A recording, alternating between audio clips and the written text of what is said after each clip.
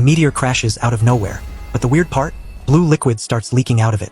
The liquid flows straight into a mountain spring pipe. And a random guy drinks it without realizing. At first, Nick just thinks the water tastes spoiled. Nothing else feels wrong. Until later that night, his stomach suddenly feels like it's being ripped apart. He grabs a drink to calm himself down.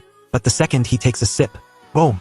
The pain explodes through his body. Nick clenches his fist. And the glass in his hand crushes like paper. Even the cigarette butt on the ground starts floating.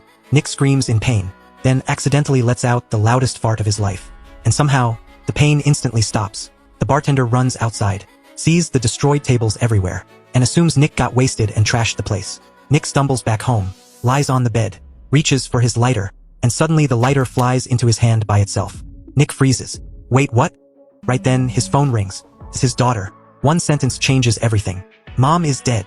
Nick rushes to the funeral. But instead of crying together, the two sit far apart like strangers. Because Nick abandoned the family years ago over debt. His daughter was raised by her mother alone. This is actually their first meeting in years. Nick tries asking what happened. Then suddenly, a bunch of thugs walk into the funeral laughing. Turns out they're part of a demolition crew. And they're the reason his ex-wife died. Nick's daughter and ex-wife owned a fried chicken shop. The business was booming. But the city wanted the whole area demolished. They refused to leave because the compensation was garbage. So the crew sent gangsters to scare them out. Nick's ex-wife lost control, drove her car straight at them, but crashed into a utility pole instead. The thugs dragged her out of the car and accidentally slammed her to the ground, killing her on the spot. Now they show up at the funeral with a tiny payout, trying to buy silence.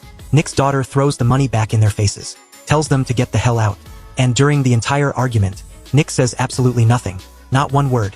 That's when his daughter realizes her father is a coward. She coldly tells him to leave. On the walk home, Nick can't stop thinking about that look of disappointment. Then suddenly, he waves his hand and realizes something terrifying. That meteor didn't just poison him. It gave him powers.